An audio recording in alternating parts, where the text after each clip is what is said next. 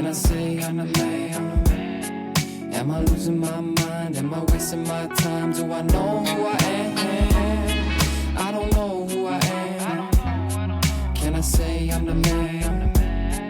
I don't know, I don't know, I don't know, I don't know, I don't know who I am. So confused in this life full of mystery. Guess I'm glad it ain't a life full of misery. I wanna dance, I wanna fly, I wanna let it free. But that's a different side of people they don't wanna see. I've been caught up in my mind sometimes, so I rhyme just to feel alright. And when the rhyming did good, that's when I just understood it was by design. And when I feel this way, I just walk and talk to appear this way, baby. I don't know what to say, baby. I don't know what I am, baby. That's just how I play, baby. Yeah. I don't know who I am. Can I say I'm the man? Am I losing my mind? Am I wasting my time? Do I know who I am? Powered by Riverside FM. Welcome to the UP. This is another episode of Unconventional Playbook. Please hit that like and subscribe button. UP Nation, you have been doing that tremendously over the past few weeks. So for all of you newcomers that maybe have not had a chance to watch our show, hit that like and subscribe button. It helps the algorithm, and it also helps our show to continue to grow. Over 12,000 subscribers. We are tremendously proud of that. Music that you heard coming in was from Latreille. You can find his music on Apple Music, Spotify, and SoundCloud if you want more Latreille. I got my partner here with me today. I'm excited. The sports guru of Minnesota is what I like to call him because he's knowledgeable about a lot of different sports in Minnesota. So we are definitely honored to have Mr. Patrick Buchanan on the show. What's up, Pat? What's up, Lionel? Not much. Just chilling, excited to be back. You know, had a little family vacation, but now we're back here, UP Nation, Coach Jones. Like, let's do what we do. Man, vacations are nice. You know, you kind of lose yourself in society right now because you and I are always working. Like, we're always on the go. We always have that grind. And then when you get a chance to slow down and kind of enjoy life, man, it is so wonderful. Like, I went up to Canada and, I realized when I was there, certain people just know how to live. I mean, we went out on Land of the Lakes, I believe it was called. I can't remember the name of the lake, but just tremendous homes on these islands. And the only way, Pat, you could get to them is by boat. So people fly into these cabins that they have. And I thought, man, what an enrichful life. You're not supposed to focus on material things, but sometimes when you have the luxury to live like that, it is a wonderful, peaceful environment. And I really enjoyed myself up in Canada. What did you do? Oh, man, I wish I could have, been there up nice in Canada, get a time too. So for me, I hopped on over one state east to, up north in Wisconsin. All right. We got a cabin up there, the family out on the lake there, and got to play with some toys out on the lake, no motor toys, but still to be able on a kayak, canoe, and, waterboard and paddle boat and, things like that. So it was a good family time, a lot of games that we played. That was fun. But to be outside and just be in nature and just, man, not think about anything, right? Like, I was really not thinking about anything, but I ain't gonna lie to you. At nighttime, I had my laptop with me, had my phone, I had to do some strolling, I had to know what was going on when it came to the Olympics, but especially what was going on with Viking sports, right? Had to make a couple of text messages and things back and forth. So had to do a couple of things. Yeah, it's always nice to take those vacations and spend time with the family. But now we're back and we got to do what we do, Pat. We got to do what we do. Minnesota Vikings training camp. There's a lot of stuff coming out, from Minnesota Vikings training camp. I see a lot of things that I really like. I see some things that may be of some concern. But we're going to get into a lot of topics today. We're going to get into a lot of topics, but I know the topic that the UP wants to talk about first is the quarterback battle that is brewing in Minnesota Vikings training camp. You've got the guy that was designated the number one starter coming into training camp, Mr. Sam Darnold. And then you got the future franchise quarterback in J.J. McCarthy, who is closing the gap, Pat, is closing the gap. What are your thoughts so far about stuff that you're seeing, stuff that you're hearing about the quarterback battle between Sam Darnold and J.J. McCarthy? You know, the stuff is super interesting, right? It's interesting, and I like to read between lines and things like that. And before I go there, I'm gonna just take you back. Like, there's really take me back, Pat. Take me back. Like, so there's one rookie quarterback that's only been named a starter out of all the rookie quarterbacks, and that's Caleb Williams, right? Yep. Mr. Quinn will not name the starting quarterback over in Washington when we all know, because it's something that he learned from Pete Carroll, right, in this competition. And this is when they had Russell Wilson, and I think they brought over Flynn or something, right? Yeah. And got Russell Wilson late. They would not name it because Russell started doing some things in training camp, right?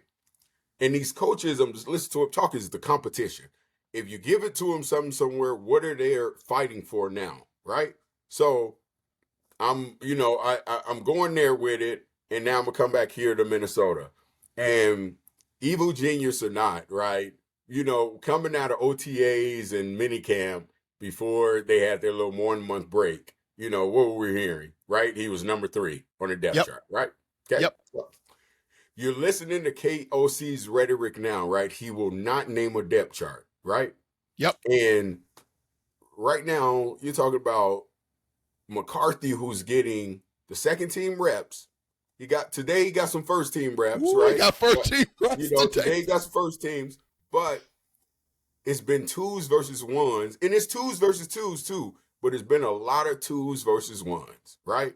And so if you see, they both were starting off same way, getting some bombs from Donald and everything, but then JJ started coming on, especially in the 2-minute drill, right? A lot of stuff in the 707, which is an offensive drill, right? But in the 707 drill, right, the other day, he goes 4 for 6 or whatever, 4 touchdowns, 3-4 touchdowns, right? You know, and Darnold goes 2 for 6, 0 touchdowns, right? That was kind of the sign, and you know, you got everyone out there paying attention to what is going on, and not naming him, and always talk about his floor and his ceiling. KOC always talks about, right? There's no ceiling, there's no floor for this young man. I find it, as you've been a quarterback, McCown's been a quarterback, like, you guys are progressing him the way that is smart, right? You're not throwing him out there with the ones right away. You're going to let him learn the intangibles of the playbook, the whys, right, of the playbook. It's something that Kirk Cousins, they talk about. Kirk Cousins struggled with. KOC got a struggling playbook, right? Right. You got to understand that playbook. So instead of just throw this man in the deep end, right, let's start him in shallow water and build it up. I believe that they're building up for something that none of us, we all thought that, and I said it here on UP Nation, I said it, but I got this feeling, just like everyone else has this feeling, that he's getting better and he's ahead of the curve. And they have a plan, and maybe this was the mastermind plan of KOC all along, was to progress this young man. And we knew that he was going to start here. But how quick he got right here is, I think, is unexpected for him. So I think the plan kind of alters, but still has the same plan of making this young man go over. I love the battle. I love that still there's great things that Sam Darnold is doing. I love that everyone talks about both of them. They will not have a conversation without putting both of their names in it. And I love it, because whatever is happening inside that locker room is special to do that nonstop, Coach. Yeah, this is uncharted waters, Pat. Yeah. Because we've never had a quarterback battle really in a long time with the Minnesota Vikings organization. I mean, Kirk Cousins was here for 6 years, and then, you know, we had some stop gaps, but we really never had a battle like this for people to be able to view and go to the training camps and watch. My fear in all this stuff is, and we're going to do something a little bit fun at the end of the podcast where we talk about, is things a big deal? Some of the things that we're hearing, is it a big deal or is it not a big deal? My only concern about this is I think you're right. I think J.J. McCarthy has surprised the coaches unbelievably. I believe they had a script that they wanted to follow. I believe that they wanted to redshirt essentially J.J. McCarthy this year. They had a plan. They paid Sam Darnold $10 million to come in and be a stopgap for this year while J.J. McCarthy was taken under his wing and was taken under KOC's wing to learn some things. But I think they have found out that this kid is a little special. And you and I have been there coaching. When you find that special kid, you really don't expect much from them. But then they show up during the summer and you see them in the gym and they look really good. And then they show up in the preseason and they surprise you even more. I think J.J. McCarthy is trending that way. I think he's surprising them on and off the field. Yeah. And here's the thing, Pat, that I'm seeing out of training camp that is really good to me, and it flies underneath the radar, and a lot of people don't notice it. But on my basketball team, we chart high fives in practice and during games. I mean, we actually take stats on those because it's how you're engaging with your teammates. Right. J.J. McCarthy, if you watch him in between drills and when he's on the side, he's always talking to somebody. He's got secret handshakes with a couple of the guys. I saw him a couple times put his arm around guys and start talking to them in their ear. This guy is building valuable relationships with his teammates, and he's excelling on the field as well. He is completely surprising people. My last point is this. I just want Minnesota Viking fans just to be a little bit patient and give Sam Darnold a chance, because I'm guilty of this, and I know the majority of Minnesota Viking fans are guilty of this. You want the shiny new toy. Like, you've seen Sam Darnold at other stops, and you probably haven't been impressed with Sam Darnold. So anything that he does negatively is going to be blown up. So if he's not efficient in the red zone one day, that's going to be blown up, especially if J.J. McCarthy has a good day. So I hope that they do a really good job of evaluating. I know KOC and Kwesi and those guys are going to do a very good job, but I hope that Minnesota Viking fans don't get so enamored with J.J. McCarthy too early where they start putting pressure on the coaching staff to put him in the game before he's ready. I want to see him too. But you had a plan. And unless he is absolutely showing you that he's the number one, don't put him in there quite yet. Give Sam Darnold a chance. And then if Sam Darnold starts to fail or trend downward, then you go with J.J. McCarthy. Oh, yeah. I'm talking and I love what I'm hearing and videos I'm watching and what I'm hearing from all over. But like, it's one of these things, Coach, like when you are listening to the coaches, when you listen to the players, and when you're listening to different broadcasting stations that's there, whether that's NFL Live or NFL Network, and you got, these reporters that are out there and different type of reporters, right? So how I can't look at it and say, right, no one's going to sell something that's not there. But if you're all saying the same thing because you're seeing the same thing, Coach, right? It's like you've already read, everyone has read don't get me wrong. I want Sam Darnold to be successful. I want whatever quarterback's doing it because who's ever successful, we're winning. And that's fantastic, right? It's great to cheer for. Skull Nation, right? But you've read the Sam Darnold book before. And like I talked about before, yes, the book can be reinvented and things like that. People have careers like that. We talked about Geno, talked about Baker Mayfield, how they've gotten to different places, it became better, right? But we've never, it's the first time in history that we've drafted a quarterback in the top 10, right? You move up to get him. There's not too many top 10s that don't start. And they have to be ready, though, right? They have to be ready. Listen to KOC talk about a great comparison of how he evaluates them. And there's been a comparison where some went through adversity early, struggled early, but went through it and kept with the grind and succeeded, right? You could talk about a Peyton Manning in that, right? He threw interceptions early on, but after that first year, like Peyton Manning took off, right? Yep. But then there's been ones like, early in Geno's career, took a path, right? You're talking about Sam Darnold, right? And there's guys that just struggle and get it later, right? And how do you evaluate that? How do you get to that to make that decision? Well, like I said, we know the Sam Darnold book. You drafted somebody at the top 10 pick. The intermediate routes that he's hitting, like something KOC said, outside of the fact that he's a winner, is the thing about tape on him where people talk about tape. He had the same amount of reps as everyone else when it came to 3rd and 6 and longer. Yeah. And he had the same amount of tape, maybe more, than other people did. And he moved the sticks. Yeah. He moved the sticks. And once again, we're talking about the NFL and whatever he's doing out there. He's moving the sticks out there in camp, right? He's controlling the huddle. Like you said, look how many high fives, how many hugs. He's doing everything he has to show, trust in me. But the part that I really love about it is that if you don't give him the start right away and he earns it, don't he earn that huddle in that locker room more by the teammates? Yeah. Yeah. Just That's a good point. Him, right? That's a good point. I mean, doesn't he? So right there in the fact, I love the process that we're going through.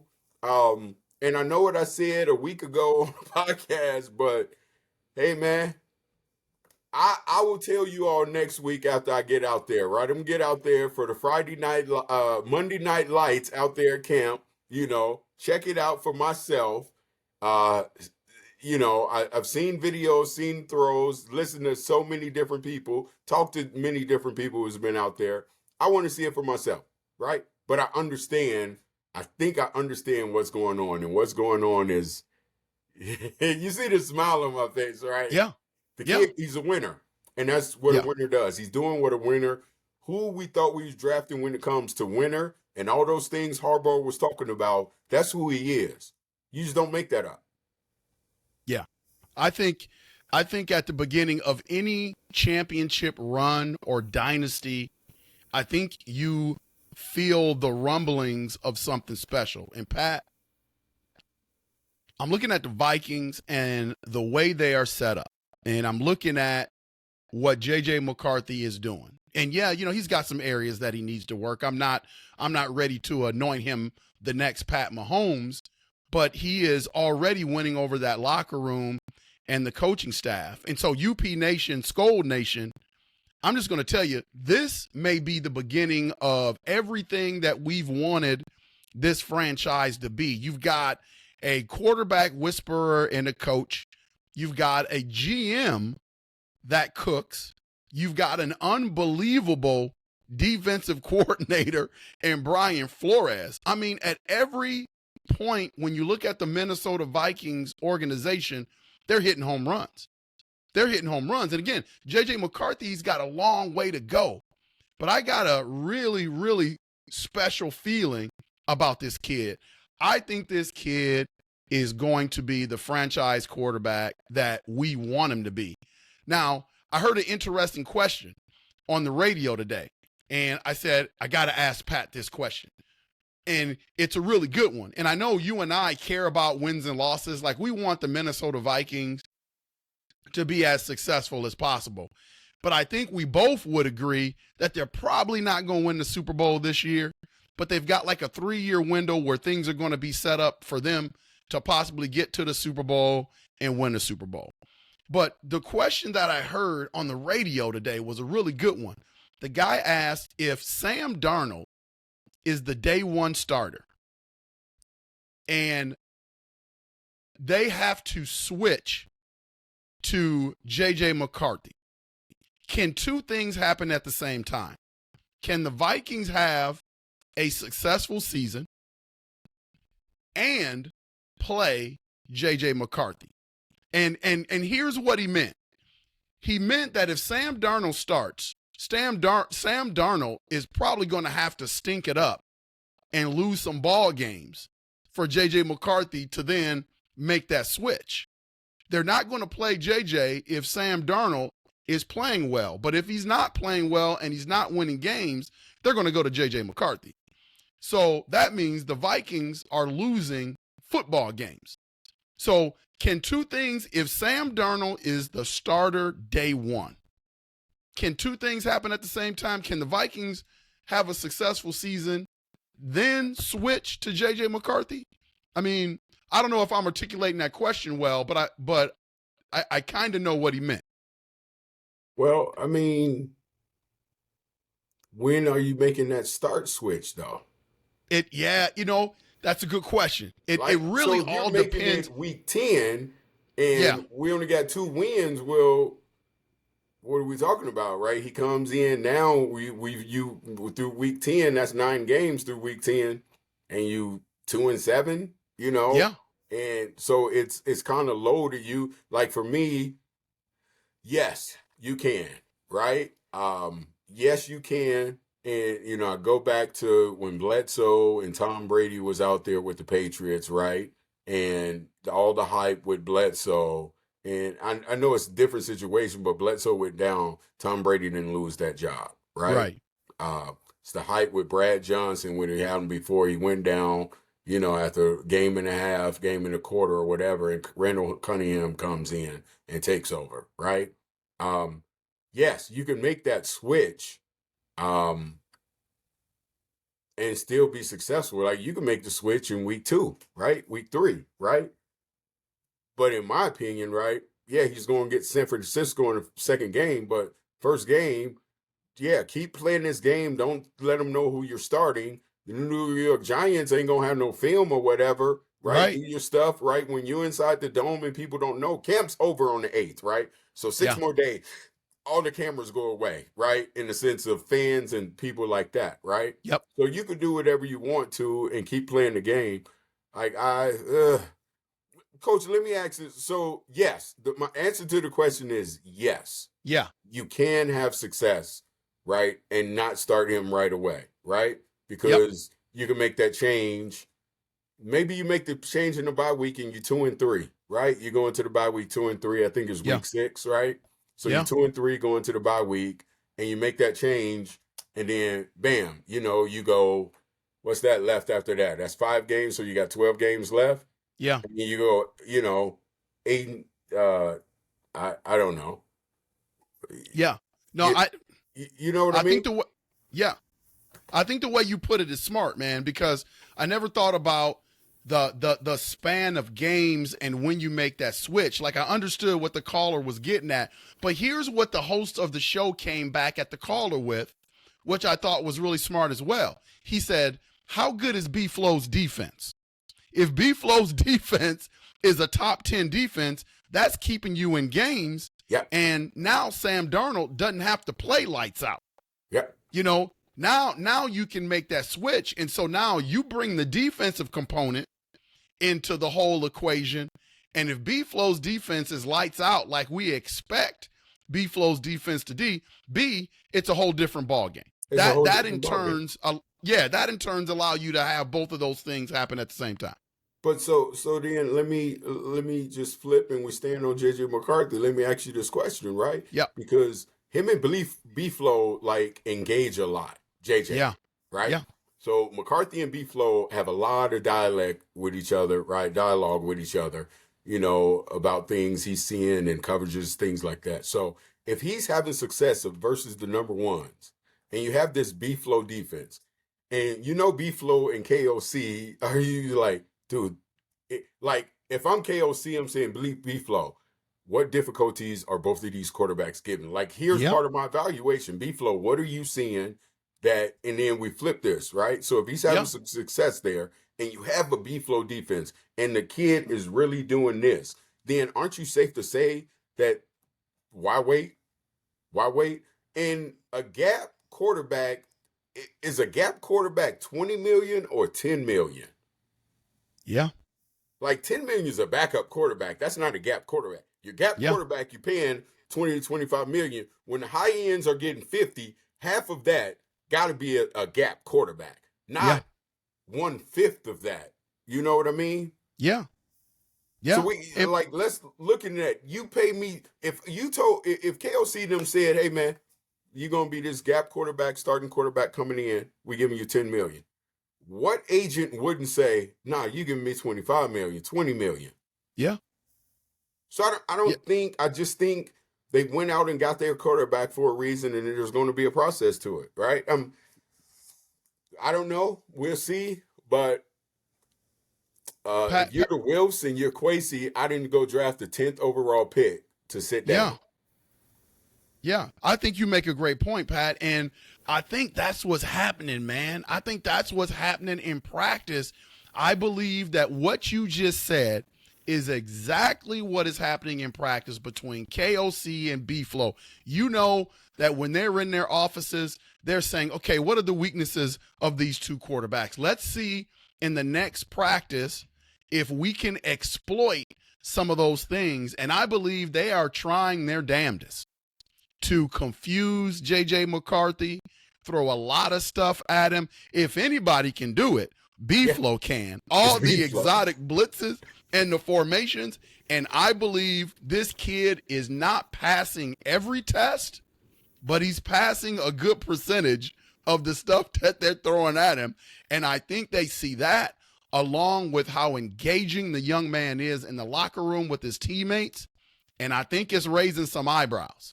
Yeah, I think it's raised some. So as long as Sam Darnold keeps having those inconsistent moments and J.J. McCarthy is proving that he can score in the red zone, I think it's going to be tough for Sam Darnold, and that gap is going to close very quickly. I do think it's going to come down to the preseason games. Like if J.J. McCarthy goes out there and balls out, it's over. Like it will be J.J. McCarthy game 1 versus the New York Giants. Yeah, if he looked like Ripken for the Chicago Bears last night, man, Ripken was slinging that ball last night. Yes, he was. Right? You know, if he looked like that, yeah, that's a problem, right? You know, he find his favorite target, which he's done had his favorite target in camp already. You put them two on the field, you never know. Yeah. Another guy that's balling out is, and it's another battle in camp, it's that number 3 wide receiver spot. You know, people have been speculating, we gonna bring in Thielen. We gotta find another number 3 wide receiver from somewhere. I think we got one, Pat. I think we got one. He's been showing out now. Naylor, his injury history is the only thing that you can say about the kid. He's never available. And you know what they say, the best ability is available ability. So this kid has been showing out in practice. And so I think he has the number 3 spot solidified as long as he is healthy. I think the kid is going to be our number 3 wide receiver. But the question has always been his health. Yeah, I mean, once you get past it, well, let's not even talk about it no more, because we know that's right. We know that's the knock on him. So we talk about what we've seen thus far, right? Knocking on all type of wood, you know, keeping the young man healthy. When he's with the number 1 groups, he's slot. There's still, like, what I hear is the defenses are still playing JJ like he's JJ, right? Yeah. Because they're going to go up against number 1 receivers that are like JJ. So they're still throwing the cover over top where they got a double team or triple team. So who's showing out, right? Naylor, right? So Jalen Naylor showing out, right? So then when he goes with the so when he goes with the number 2s, he becomes the number 1 receiver, right? 1 or the 2 on either side, which way he goes, and he's still the number 1 target, right? So that's telling you right now how much they are like. He's figured out how to take care of his body. He's already talked about that. And he's taking care of his body and becoming available. And, man, the kid, like, he's one of them that can go back there and do punt returns or kickoff returns as well, right? He has the wheels. He has the speeds. He has the hands. He has all the tools. I even will go this far. I'm not going to say that he's better than him, right? Because KJ Osborne's been available. But his his down the field is better than KJ Osborne is, right? His elusiveness, agility is better than what KJ had fantastic hands, good route runner, right? Not taking nothing for him, but he adds another element to this offense that really can make it special, right? So, knock on wood, I hope Jalen stays healthy because, man, you're talking about 3 wide receivers, a tight end, and a running back. That's problems. And you got weapons and you got somebody who's trying to sling the ball around, right? Who's ever out there. Like, NFC North is problems, right? And I heard somebody talk about it. AFC North and the NFC North, 2 best divisions in all of football right now on paper. Yeah, the games have to be played, but if you look at those rosters of offense and defense, man, and you give us now, right, plus 1,000. Somebody go make that bet for us to win the division, plus 1,000. That's a nice bet, Coach. That's a nice little nest egg. You win that. That's a nice that. little nest egg. You win that. Right? I mean, you were only a year away and a quarterback. The difference between us and when we won the division 2 years ago, Kirk Cousins, you got better weapons now than Kurt had then. So what are we talking about? You got a better defense than he had then. So it's a matter of a quarterback who's a winner, possibly in there. So we'll see. Yeah. Well, you mentioned the name KJ Osborne, big time KJ Osborne fan. I thought his time with the Minnesota Vikings, he was a good alternative option to our guys in that wide receiver locker room. I thought he made some plays for us. But when you look at Jalen Naylor, man, it's not even close in terms of his explosiveness, his speed, his hands. Yeah. Let's take the availability out of it. If he's there, if you line up KJ and Jalen Naylor together, and again, not taking anything away from KJ. Right. KJ was that dude. I mean, he could play, but Naylor is just a different animal. And I loved what you just said. You add Jalen Naylor, a healthy Jalen Naylor, to Jordan Addison, Justin Jefferson. I mean, our tight end, our running back, Aaron Jones. I mean, pick your poison. Yeah, and TJ Hawkinson, he's ahead of progress right now, you know. Yep. Pick your poison. But Munch is in there catching balls, you know. Yes, sir. Johnny in there catching balls. Yes, sir. See, and this is where I think the national media, they're kind of underestimating the Vikings. And I get it, man. I know the Lions are good. I know what the Green Bay Packers looked like at the end of the year last year. They won a playoff game. They went into Dallas and won a playoff game. So I get it. And I get all the excitement around the Chicago Bears and some of the pieces they added for Caleb Williams to be able to excel. But, man, I just feel like everybody is sleeping on the Minnesota Vikings. And because of what you just said, all those weapons and B-Flow and his guys on the other side of the ball, this could be a surprise year for the Minnesota Vikings. I wouldn't put money down on it yet. Yeah. But I wouldn't be surprised either. No, because you're the one without the target on your back, right? Yeah. We had the target on the back of you before. Detroit got the target on the back. So every game they see versus everybody in the division is going to feel like them and Green Bay, because Green Bay, you won a couple of games, right? In the playoffs, right? So every game you guys play is going to feel like you're like somebody's trying to get the best out of you. Like it's one game to go to move on. It's going to feel like a playoff game, right? You're going to get the best out of them. So y'all got the target on the back. We're under talked about. The only thing that I'll say that the national media has come in and recognized is B-Flow's defense is for real. Like this is one thing they're saying. B-Flow's defense might be one of the best defenses in the league because what they did was they versatile. They became more versatile. He wanted more versatility. He went out and got the guys where, okay, with Daniil Hunter, it was one guy we had rushing, right? So now you look at Van Grinkel, you look at JG, you look at DT, right? You look at all these other guys we still got Tellis back, right? And Bynum back and Harry the Hitman back, right? That's you right. You got Phillips up front back. You still bringing back Pace, who was a shocker. And you got Cashman in there, right? So you still, you added all these things to play how he wants to play. So, yeah, you asked that question. It was a question for someone, right? Who was going to have it more, Dallas Turner or Danielle Hunter more sacks? Yeah. Once again, all these names I'm naming off to you is the reason why Danielle Hunter can have more, because now we were just launching you, Danielle, to go get yours. Now we're coming from the left, from the right, up the middle, up the A gap, the B gap, right? We're coming nonstop at you. That's right. I think it's going to be one of the funnest defenses that the NFL, because he has his pieces. It's B-flow, man. Yeah. It's B-flow, and he's had success. And I really, if you just look at the tape of the gentlemen that he brought in, the men that he brought in, right? Yeah. And his style of play, right? There's something like you said earlier. This dude is throwing everything at a rookie, and the rookie is meeting them head on, the challenge. You know what I mean? And B-Flow's defense is going to be part of what our success is. So you can go ahead and gamble with your quarterback if you want, KLC, because you got all the weapons. Yeah, we talk about the quarterback and how important that position is. We all know that. I mean, we all know that, you got to have a good gunslinger back there and someone that can, command the huddle.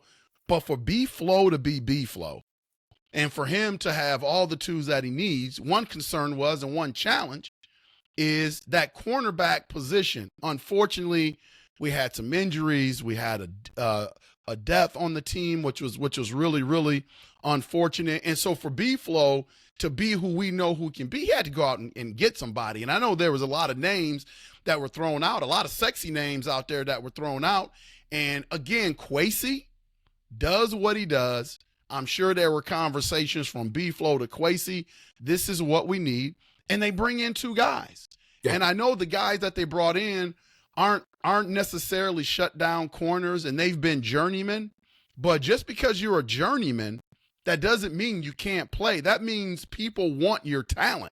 And both of these guys have a lot of experience in terms of starting on other teams. The first guy they brought in is Bobby McCain. Bobby McCain came into the league in 2015 with the Miami Dolphins, and he's been with the Washington Commanders and the New York Giants. But this is a guy that started 16 games in this league for multiple years, and he's a veteran that you can bring into the locker room and help tutor some of the younger cornerbacks that's in there. And I thought it was probably not a sexy pickup for the Vikings, but it was a solid pickup for the Vikings that's going to help that cornerback room. You using the word solid. I'm going to use the word sexy. I'm going to go a different way. I'm going to go with the sexy. And the reason why I'm going to go with the sexy is cornerbacks are hard to come by. Everybody needs cornerbacks. Yes, right? Sir. Because it's a passing league, right? Yeah. But you said something, I think is the key to both him and Fabian, right? Starts. They've started. Yeah. Right? And for Bobby, who did he play for? He played for the Miami Dolphins, but Washington Redskins, and the New York Giants. Wait, so he played for the Miami Dolphins. So did him and B-Flow together? They've been with each other. Know each other. They know each other. They're like this. They know each other. See, this is the reason why I'm saying it's a fantastic move, right? Because this familiarity. What blew me away is his first day he comes in, he ain't over there doing drills. He in the 11 on 11. Like, wait, dude, you just came off the streets, right? And that's what him and Fabian, they both inserted right away. That's called veteran. I'm a cornerback. I can understand. I played in different systems, right? Yeah. And I'll get to it. Becomes like they talk about it. It's not even, it's about if you come in healthy with your technique right? And then it's up here. It's space up here and your technique. That's it. Yeah. And they have the right technique to be able to play. That's what it is, coach. Fantastic, man. Fantastic. Go get the right, and you didn't have to give up nothing. Yeah, and exactly. Again, this is why when you have that three-headed monster, defensive coordinator, head coach, GM, Kwesi again cooks, makes the smart move, I use the term sexy because there are names out there, and this is prevalent in all sports. You have these guys out there that are just names. They don't have the production. So when you have solid football players, sometimes some of those guys get lost in the shuffle. Here's a guy in Bobby who has probably been lost in the shuffle a little bit. That's a really, really good football player. You mentioned Fabian. Fabian, 6 feet tall, 200 pounds, 106 games under his belt, 56 starts, 46 passes defended. So he's been out there when the bullets have been flying. Yeah. And he's played on 5 teams, Pat, in the last 5 years, but he started for all 5 teams. Listen, man, I think both of them are 30 and 32 years old, Coach? Yep. Right? They were sitting out there. Sometimes you don't sign in March in that free agency. You look for the right fit that's for you, right? Yeah. And you jump on that, right? You know, look at the starts, 54 starts, Coach. You're talking about 54 starts, right? Yeah. So you're talking about the development of some of our guys like Booth and Evans, right? They ain't got 54 starts combined, right? That's right. Under their belt at all. Good point. They don't have that, right? So, you know, Blackman's out, but you got Murphy Jr. They talk about Griffin is going to be perfectly fine because in OTAs, he showed everything he could do. So as long as he's staying mentally sharp, he's fine. But now you're adding versatility, depth. No one has to be overplayed. You can just continuously send in bodies in there, right? Yeah. That defense, and I'm going to just tell you something about Fabian, right? He played on a defense that got way better in the second half of the season last year in Denver, right? And he was part of that reason why that defense, right? Yeah, they gave up 70 points to Miami, I think, in 1 week earlier, right? Which was fine, but it was, whole new system, whole new scheme of learning things. And that defense, points per game, if you look at their points per game in their last 7 games and their yards per game, that defense was really cooking for them. I believe that in the last 7 games. So to get someone with that experience, 54 starts, 13 last year. So you brought somebody in that can help push, and not even just push, but teaching the young ones that are already there as well, right? The moves that Kwesi has made, the one thing you've coached for many years, I've coached for many years, the goal as a coach is to be better than you were a week ago, a day ago. Every day has to be some sort of progression. And with the moves that the Vikings made, are they a better defense now than they were last week before they signed these guys? They are a better defense right now. They've got more vets in that locker room. They've got more knowledge in their locker room. And don't get it twisted. Just because these guys are out there and available doesn't mean they can't play. Now they're playing for the Minnesota Vikings, and I am thoroughly happy. I am thoroughly happy with the pickups and the depth that we now have in that cornerback room. Oh yeah, they're perfectly fine. You listen to everyone talk, man. From offense to defense to special team, no matter what, if you in that locker room, you in that building, you're part of something special that they're all in, all for one for all type of thing, right? Like Three Musketeers, right? All for one for all type of thing. They I don't ever want to use, because I love our soldiers, right? But like a few good men, right? Military, right? They're this unit that lifts each other up, believes in each other, and they just have something special going on that's brewing, right? In that locker room and in that facility at TCO. It's the reason why whoever they inject in, they're going to love them. They're going to treat them like a brother, and they're going to treat them like, you listen to Aaron Jones, like, dude, man, I feel like I've been here, like the way that they embrace me, it feels like I've been here for, 2-3 years already, right? Everyone says that as I'm listening to them, right? It's better because the team is there and they're getting better week by week. 8 days away from the first exhibition game, and I can't wait. Just a lot of excitement, a lot of good things coming out of Vikings training camp. Pat, I got something for you, man. There's been so much coming out of training camp and the NFL. I just want to pick your brain on a few things, whether you think, these things are a big deal or whether they're just blown up and they're not a big deal. Like, last night, Hall of Fame game, we had a chance to watch Chicago Bears and the Texans. And one of the things that really intrigued me was the new kickoff. I don't know if you watched that. Oh, yeah. But the new kickoff, it was kind of strange. It's the biggest change that I have seen when it comes to NFL changing the game, new rule in a long time. They say, it's going to prevent a lot of injuries. These guys getting these 60-yard sprints, hitting the kickoff returners, so they're thinking about, the health of the players. They also want to reinforce the kickoff return game. Now guys are going to be forced to return the ball, and they think it's going to create more excitement in the game.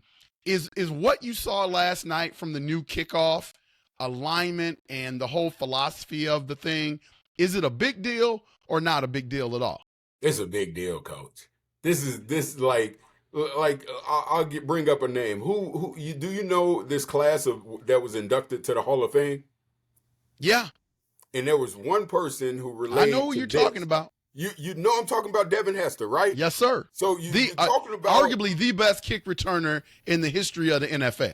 In history, right? So we got these fantastic defenses. We got these offenses, right? Special teams has been missing, right? Besides a kicker. All it is kickers kicking 60-yard field goals now. That kickoff return has been missed. I missed the kickoff return, right? Yeah. And I love that right between the goal line and the 20, right? You got to return that thing. Listen, that's right. I want to see it. You can't go and block each other until they catch the ball. That's exciting. They're 40 yards away from the person catching the ball, right? It's like a free kick for the kickoff person. But, Coach, man, they talking about that it's more like a run play than anything, right? Like you're running a stretch play. There's going to be some gaps. And we're going to finally see some touchdowns or 60-yard returns, 70-yard returns, right? 50-yard returns. I'm excited about that. It's a big deal because it brings the other element, right? There's always three phases of the game. It brings the other phase, special teams phase, up a notch. And I appreciate it. I like it. Yeah, I think it's a big deal, too. I'm 51 years old, and I remember the days of Billy White Shoes Johnson, where he used to take it to the house all the time and do his little dance in the end zone. So I think you're right. I think this is going to go the way of the long snapper, Pat, where there's a roster spot. This evolved that it was just a roster spot saved for someone that can long snap the ball. They're going to create a roster spot for someone that can use their agility and their speed to break those gaps that you were talking about to take that thing to the house. So this is going to evolve into something that's really good. I think it's a big deal too. So I agree with you. Second one, Sam Darnold. He's been inconsistent in the intermediate routes and the short passes. People will say, his timing, he's got to get used to his wide receivers, but he has not been as sharp as J.J. McCarthy. He's with a new team, learning new verbiage, and kind of, he's got a whole new personnel. Being that he's been inconsistent in the intermediate routes, throwing the ball and throwing the short passes, not really effective in the red zone, that a big deal or no deal? No deal at all. And the reason why I say it's no deal is because you got the rookie that's doing the opposite, right? Yeah. So it's not a big deal. Not a big deal because the rookie's doing the opposite of what he's doing, and the rookie's getting better. You're going in your sixth year. If you start off good and you start messing up and someone else getting better, hey, man, you're still doing what you're supposed to do as a vet. You're still teaching the rookie and everything. If they both were struggling, I say it's a big deal, but it's not a big deal because J.J. McCarthy isn't in those same struggles. You say J.J. McCarthy. I'm going to hit you with this. J.J. McCarthy today, for the first time, got reps with the ones. Big deal or not a big deal? It's a big deal because it's part of the plan that KLC been talking about since day one. He's been talking about it. This essentially is week 2 now they're in for camp, right? Yep. This is week 2 that they're essentially in if you're looking at a 7 days, right? So I think today was the 8th day of camp, right? So you're in week 2. It's part of that progression, right? You started off slow, give them some red zone looks, and move on from there. That's a big deal. Yeah. A lot of names, Pat, been coming out of camp, but the one name that I keep hearing that's out there balling, this is a guy that is hungry and starving right now because there's a chance he may not make the team, coming into training camp. But right now he's opening some eyes. Brian Asamoah is flying around. Brian Asamoah, he's a Sooner, right? Yeah. And I love Sooners, right? Yeah. He is a Sooner. I am a Sooner fan. I love my Sooners, right? So Brian came into the league and he really was Ivan Pace, right? He was undersized linebacker, very versatile. But what he didn't do is utilize that. Like, first he was in a shitty, scheme, and then you got, right, you're talking about a rookie that comes into the most passive damn defense ever, right? I don't even remember who the defense coordinator was before B-Flow. That's how horrible he was. He was horrible. It was one and done. He was horrible, right? I don't even remember who it was. He used to be down in Denver somewhere, right? Yeah. So Brian comes into that, and then he gets, second year, you get twist into this B-Flow defense, but now you've been under it a belt.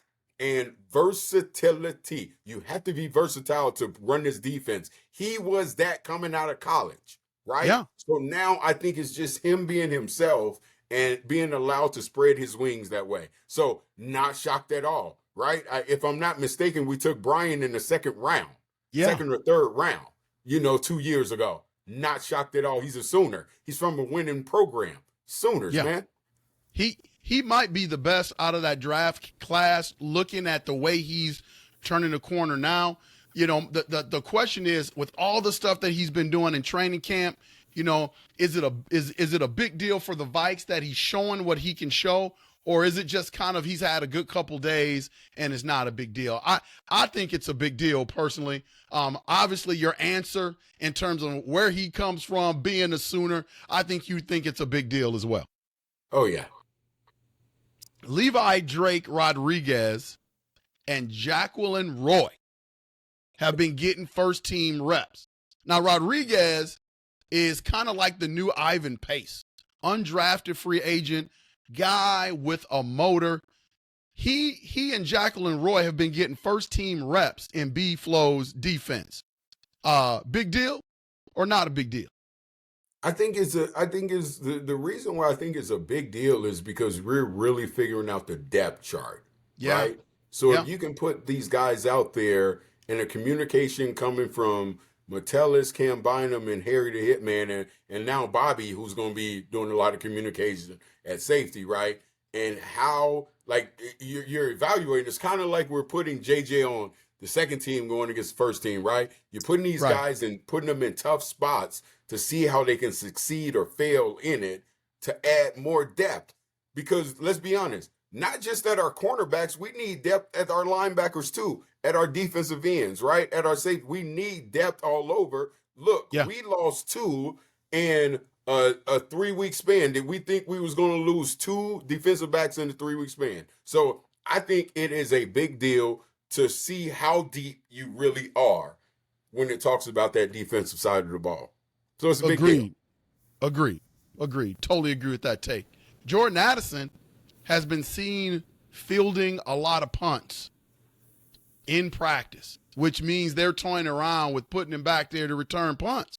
That a big deal or not a big deal? That's a big deal, man, because to me, that's a big deal. And my big deal is not the positive of him back there, because I think Powell's going to be the one back there. To me, I'm not putting my number 2 wide receiver back there to That's what I'm saying. Nothing. I know. That's a big deal to me. Okay. Totally agree. When I saw that and I see the amount of reps that he's getting back there returning punts, this wasn't like it was just a day where they were kind of experimenting. I mean, he's been back there pretty much every day in camp when they break down in special teams, returning punts, and he's your number 2. Like if Justin Jefferson, goes down, knock on wood that he doesn't, Jordan Addison becomes your number 1. So I think with them giving him the amount of reps, man, that's a huge deal. And I don't know if I would want my number 2 to be back there. I think you're right. I think Powell is going to be back there more so than Addison. But just the amount of reps that he's been getting, I think, is definitely a big deal. Coach, maybe that's just part of his punishment for what he did, so they make him run back. That's what I So was he keep thinking. getting those sprints. Oh, no, you good? Get back there and get another one, I- right? Maybe this is punishment, dog. You're going to stop acting no fool. Don't do that no more, you know? I said the same thing. For those of UP Nation out there that have never played football, when I played football, I was a kick returner for a minute, and I didn't like it. I'm gonna tell you right now, because at lower levels, you know, your teammates can't block very well, so you got guys that are just having dead runs at you, and so it could be a punishment. It could be a punishment for That's KOC. a punishment, man. That's a pure on punishment. Coach, back when I played, right, punt return, I fumbled, right? Kick return, it was so much time I had space in front of me, right? Yeah, Kick return, loved it. Punt return, it was just coming, and I was focused on who was in front of me and not the ball. I'm just being honest, right? I muffed so many punt returns, right? I was focused on what's in front of me. So you already know what that's like to sit there. You're focused on what's in front of you and not that ball. And let them go light his ass up. Yeah. Don't DUI no more. Yeah. Yeah, man. I hear you. Hopefully they're just, you know, trying to get in his head a little bit and putting him back there to kind of help the young man mature, and maybe they're just looking at some things and experimenting, but I hope that's not one of his roles this year, because we need that young man on the field. Dalton Reisner, Pat, switching from left guard to right guard, getting some reps there, hasn't gotten any number one snaps. He's been with the twos pretty much all of training camp. He was late signing with the Vikings. Had a pretty decent year last year. He came in when we were in a tough spot. But he's not getting number one reps right now. He's strictly with the number twos. Is that a big deal or not a big deal? Not a big deal at all, man. If you listen to Dalton Reisner, he's a man of Christ. And he just, believes everything happens for a reason. He's very blessed to have been signed. They already know who he are and what he does. He adds, we're talking about on again, depth, right? That's depth on the offensive line. We're knocking on wood. We haven't had any injuries up front there. That's just building depth. Him moving from one tie to versatile form, versatility. There's no reason to rush him into. You already know what he can do with a one. He's done it before, right? Yeah. But right now, he's there if someone fucks up at the guard spot, right? He's right there. Yeah. So not a big deal at all. Totally agree with that take. Last one, we had a chance to watch Cam Akers last night. Played pretty well, scored a touchdown. I believe he caught a touchdown pass last night. For the Texans, Cam Akers came in last year, did some really, really good things for us until he popped his Achilles. We still haven't heard from KOC and Kwesi what happened with that, because they had on their transaction report that he was signing with the Minnesota Vikings this year, pending passing a physical. So being that signing didn't happen, we can only assume that he did not pass his physical. But arguably, looking at him last night, he looked great, and he's got some stuff still left in the tank. Being that we lost him and we couldn't sign him for whatever reason, is that a big deal or not a big deal? I don't think it's a big deal at all, because finally we have an ace in Aaron Jones, right? We got a proven back in Aaron Jones, and now Ty Chandler can look like Ty Chandler can look, right? It's not even as much pressure when Ty Chandler gets in the game because of what Aaron Jones brings, right? Yeah. Aaron Jones' ability to run downhill, to avoid blocks, change direction, right? And being able to catch out the backfield and block as well, right? So it gives Ty Chandler. But I think it's Numwa, right, is finally healthy as well. This is a kid where 3 years ago, he's at the number 3 in the depth chart, right? And he's been like, you see him in the preseason, he's like, what? This can run the football, right? He's finally healthy, right? Yeah. And that's really a third running back in the depth chart right there. All what was going to happen is Cam Akers was going to cause some noise with him and Ty Chandler, and there's no need for that. So not a big deal, Coach. But he did look good last night. I ain't even gonna lie to you. He looked that spin move he hit last night was nice. So yeah, Cam Cam's got a little bit left in the tank. Again, he's just one of these guys. He's kind of in the same boat as Naylor. He's got to be able to stay healthy. When he's got two healthy Achilles, the dude can play. You saw, a little bit of that last year, small sample size, but he's got to stay healthy. He's on a really good team. He's got C.J. Stroud as quarterback. He's got a good wide receiving core, with Diggs there. He's got our guy Danielle Hunter over there. So the Texans are looking like that team. Hopefully he can be an asset to the Texans. As long as he doesn't play well against the Minnesota Vikings, I'm cool. But he do whatever, I mean, for him to get in, he's got to pass Pierce and get some of Mixon's minutes. So that's, they got to figure out down there. But not a big deal that we didn't go get him. I think we're all good where we at. Yeah, same here. Monday night is the big under the lights practice. Unconventional Playbook will be there. So if you guys see us, feel free to come up and say hi. We got a big following in Minnesota. Our biggest, it used to be Texas. I don't know why Texas was following us so heavy, but now we're getting into that Viking content. Not only is our Minnesota audience growing, but our female audience is starting to grow as well. So we got a lot of women that are out there that loves that we talk links every now and then and love the Minnesota Vikings. As I said before, this is our time. This is what me and Pat do. We talk about the Minnesota Vikings.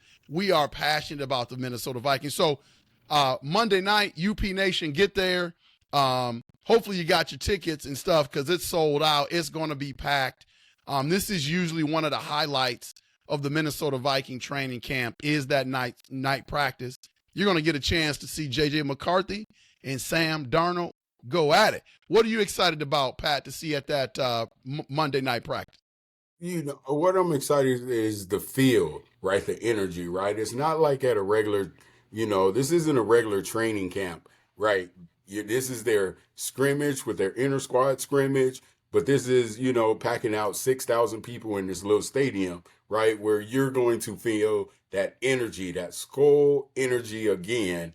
I'm just excited for, a couple of hours, 7 o'clock, get under the lights, get some fireworks. What I feel like Monday night is dun, dun, dun, dun, dun, right? It's back, right? That I feel that's what it is the introduction that is back, So get ready for some football, right?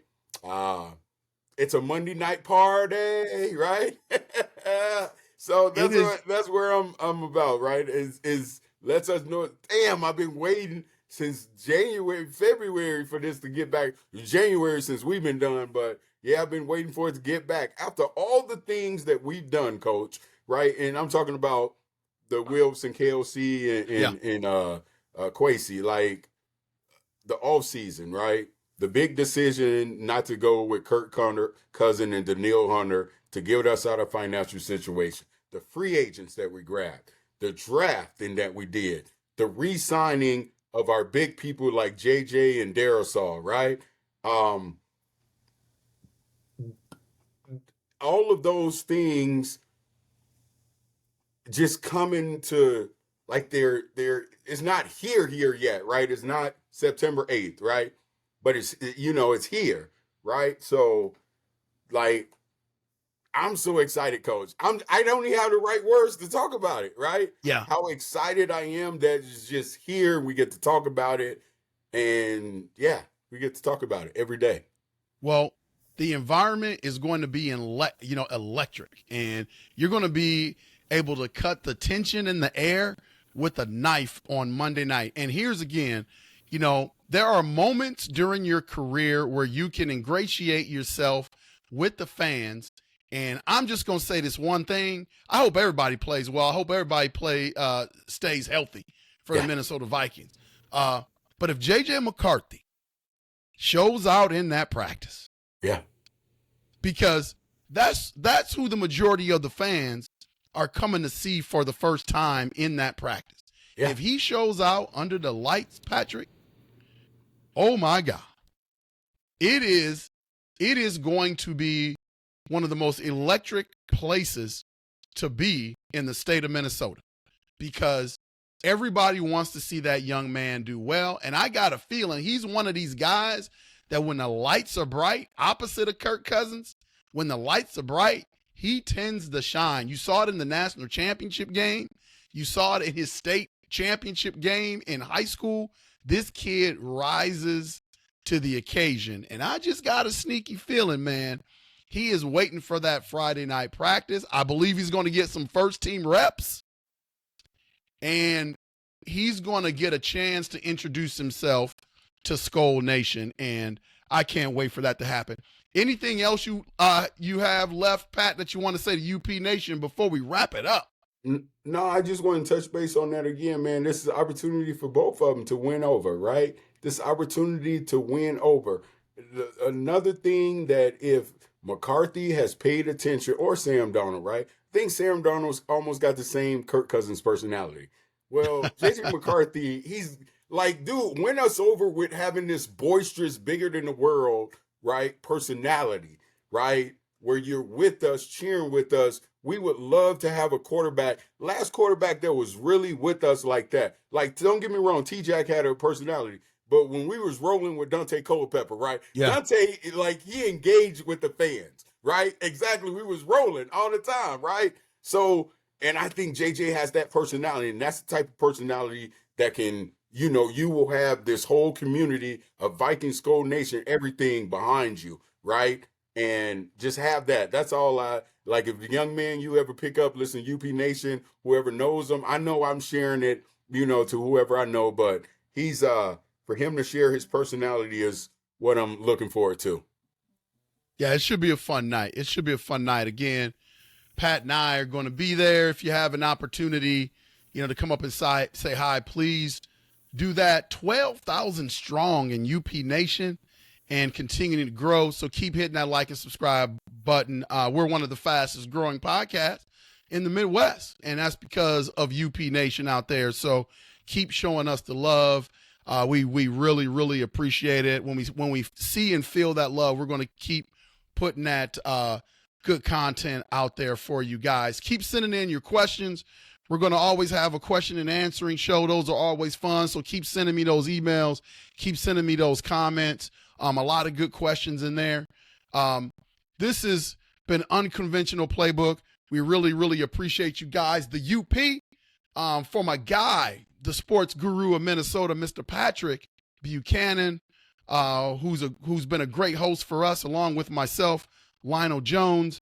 We will make sure that we see you when we see you. Hopefully, we'll see you Monday night for the Vikes Under the Lights practice. Latrey, take us home, man.